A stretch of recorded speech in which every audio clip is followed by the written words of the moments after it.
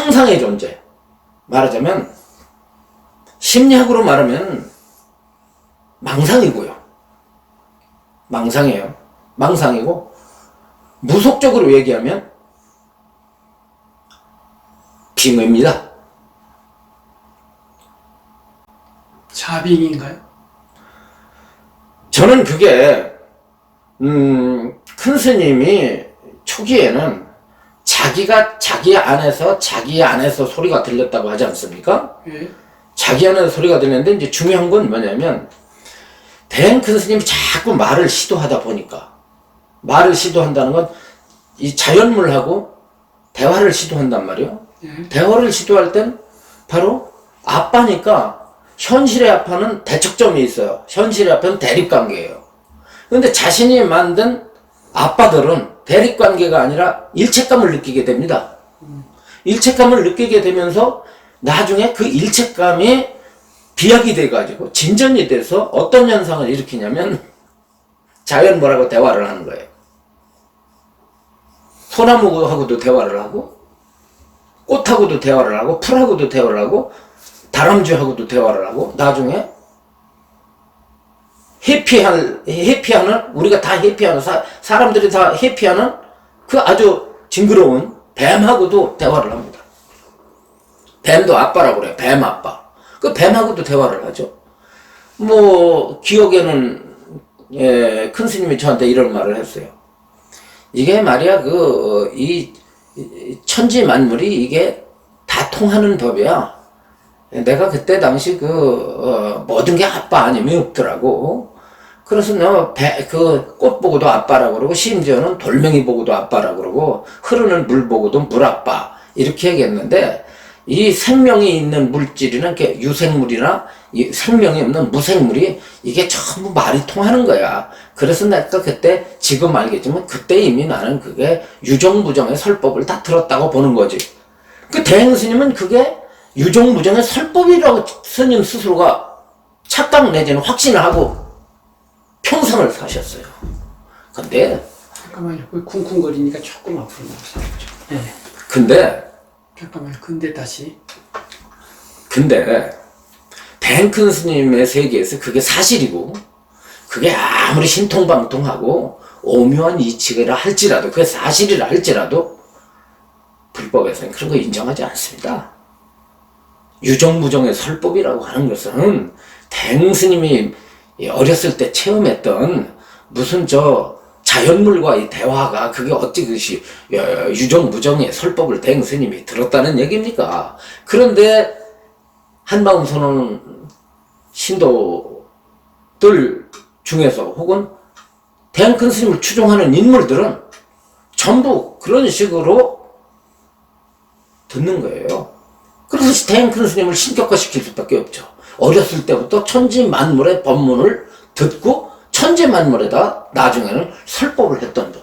그래서 대행 큰 스님이 말하기를 이게 유정무정에게 다 유정무정의 설법을 들을 줄도 알고 유정무정에게 설법을 할 줄도 알아야 된다. 이런 논리를 구사하거든요. 완전히 이것은 그럴듯해요. 엄청히 석가모니 부처님의 그 법과 조금도 어긋남이 없을 거라고 보통 사람들은 그렇게 알아들을 수 있지만, 이 또한 천지현격입니다. 그러니까 법사님의 분석대로 하자면 가난이라든가 고통, 어린 소녀가 감당하기에는 너무 강력한 압박 하에서 어린 노점순 소녀의 마음 안에서 정상적이지 않은, 어떻게 보면 병리적인 그런 심리 분열 내지는 내적 어떤 변화가 일어나서 대상과 대화를 하고, 그것이 마침내는 그것이 마침내는 빙의적인 데까지 다다르고, 그런 내적 빙의가 대화를 통해서 점진적으로 외화 밖으로 이렇게 나아가서 마침내는 할아버지를 만나게 되는, 이렇게 되는 건가요? 지금 이제 그렇게 말씀하시면은 그 좀 느닷없이 할아버지로 띄면 좀 그러니까 네. 그게 이제 아빠죠. 이제 할아버지 형식으로 나오는 아빠인데 네. 이제 이 대행스님의 한 일화를 소개를 해드릴게요. 예. 내가 어느 날 이렇게 이 산속 길을 걷고 있는데 뱀 한 마리가 지나가더라고. 예. 아주 쏜살같이 지나가는 거야. 예. 그래서 내가 물었지. 뱀 아빠. 물었어. 너는 어디를 그렇게 급히 가니? 예. 이렇게 물으니까 뱀이 쏜살같이 도망을 가다가 날 쳐다보고서는 또아리를 들고 나한테 말을 하는 거야. 너는 나보고 아빠라고 그랬니? 너는 왜 나보고 아빠라고 그래? 나는 지금 저 마을 근처에 숲속에 갔다가 그 사람들한테 눈에 띄어가지고 돌멩이로 맞아 죽을 뻔했어. 그래가지고 지금 목숨을 부지하느라고 내가 지금 정신없이 피신하기 위해서 저쪽 지금 굴로 향해서 내가 도망가고 있는 거야. 그런데 너는 똑같은 사람인데 왜 나보고 아빠라고 그러니? 그래서 나는 그랬지. 그냥 넌 아빠잖아 이랬지. 그랬더니 뱀이 알 수 없다는데 이렇게 쳐다보고서는 나 그냥 가더라고. 그런데 말이야, 어느 날 내가 산길에서 내려오다가 넘어져가지고 무릎을 다쳤어. 무릎을 다쳤는데 어떤 뱀이 나보고 하는 말이, 너 저쪽에 있는 풀을 뜯어서 그 상처에다가 발라봐. 그러면 아마 금방 날 거야. 그래서 난 그 뱀이 일러주는 대로 그 풀을 갖다가 돌멩이로 짓져가지고 상처에다 봤더니 그냥 그 저녁 때 되니까 끄들끄들 하더니 전부 없어지는 거 있지. 그래서 나중에 알고 보니까 내가 그 도망가던 뱀한테 아빠라고 한 것을 그 뱀이 모든 뱀들에게 얘기했더라고. 그래서 그 뱀들이 내 소문을 들은 거야. 그들로부터는 뱀만 보면 뱀하고도 친구가 됐지 뭐. 뱀나라 뉴스에 참나 기가 막힌 얘기인데 어떻게 들으면 엄청 감동적이잖아요. 그렇죠? 동화책으로서는 아주 좋죠. 그런데 그 대화 자체가 비정상이라는 얘기죠. 예. 지극히 상식적이지 않지 않습니까? 결과적으로는 뱀과 대행스님과의 대화가 아니라 대행스님이 만든 뱀이죠. 뱀의 형상을 만들었다는 것이 아니라, 뱀이 대화를 한 것이 아니라 대행스님 스스로가 뱀이 말한다고 생각을 해서 묻는 자와 대답하는 자가 바로 자신이었던 거예요. 그런 일을 갖다가 오랜 동안 행하게 됩니다. 이것이 바로 그 심령의 아빠를 형성시키고 그것이 강력한 존재가 돼서 일생 동안 대행스님을 좌지우지하는 그런 어떤 존재가 되었다고 볼 수가 있죠. 네. 그러니까 처음에 이제 담배 심부름 하기 위해서 어두운 숲길을 가고 또 빈손으로 돌아오면 아버지한테 야단 맞으니까 무덤가나 이런 데 숨어서 지내면서 이제 상상을 하지 않습니까? 그 상상 중에 아까 이제 도깨비 감투 같은 상상을 하는 것인데, 그때 이제 상상하는 게 뭐 습관 내지는 기질이 되었다가, 나중에는 이제 그 대상물에다가 아빠라는 이름을 붙이면서 실제로 했던지 간에 또는 실제로 하는 가운데 실제와 상상이 막 뒤섞여서 어디까지가 실제고 어디까지가 상상인지 분별이 잘 안 되는 상황에서 그것이 굉장히 강력하게 해지니까 지금 나중에 이제 대행스님이 말했던 수많은 뭐 이적이랄까 신통이랄까 신비한 일들이 사실로 일어났다기보다는 심리적 상상 내지는 망상 속에서 일어난 경계들이다, 이렇게 말씀하시는 거죠. 그렇죠. 이제 스스로 꾸며낸 환상을 대행 큰 스님은 실제 사실로 착각했던 거죠.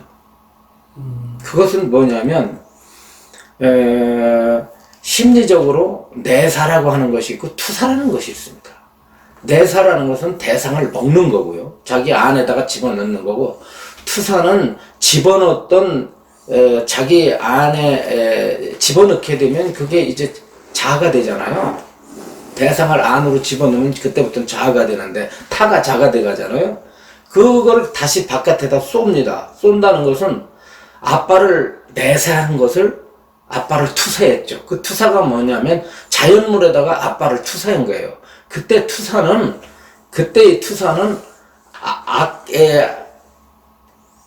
대행 큰 스님이 자기 마음 안으로 받아들인 현실의 아빠, 자신을 낳아준 아빠는 대립적 존재란 말이죠. 대립각을 세울 때. 왜냐하면 고통을 주고 학대를 행하고 하는 이런 그 비정의 그 아빠를 대행 스님은 외로움이라고 하는 것, 자기 스스로 위로를 받으려고 하는 자기 보호, 자기 방어 차원의 그것이 대상으로 투사될 때는 어떻게 투사되냐면 대상을 파괴시키는, 대상을 학대하는 아빠 쪽으로 간 게 아니라 대상을 사랑한 쪽으로 갔다는 것이 이것이 특이한 점입니다.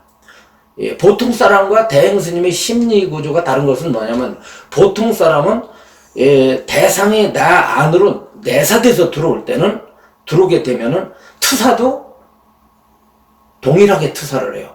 다시 말하면 나쁜 아빠를 내가 만나가지고 내가 고통을 받게 되면 나도 어떻게 되냐? 아빠처럼 대상을 갖다가 고통을 줍니다.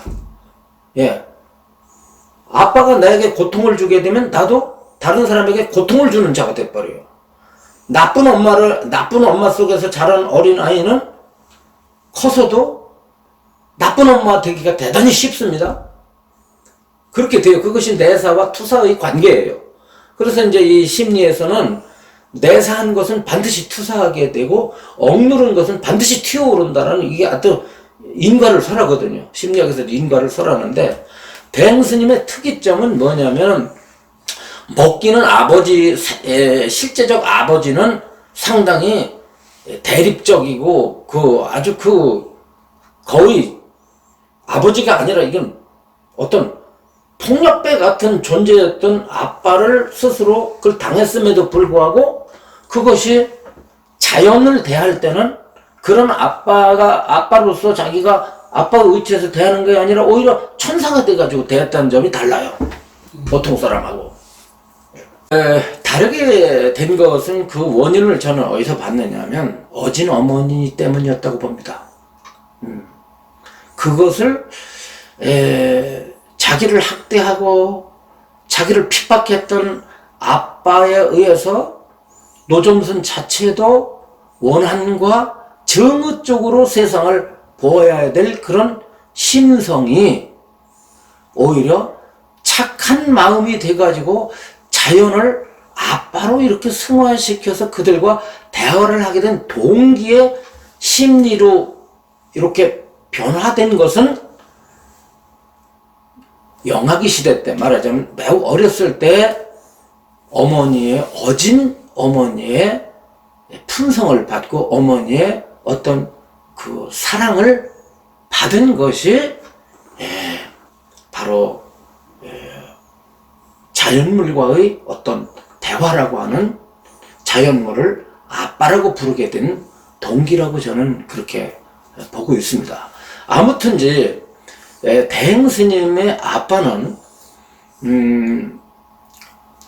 현실의 아빠. 근데 자 한마디로 말하면 대행 스님의 심령 아빠는 현실의 아빠와 배고픔에 의해서 만들어진 어떤 그런 심적 갈등의 산물이고 종교적으로 얘기를 한다면 이것은 빙의의 단초다라고 그렇게 설명할 수밖에 없어요.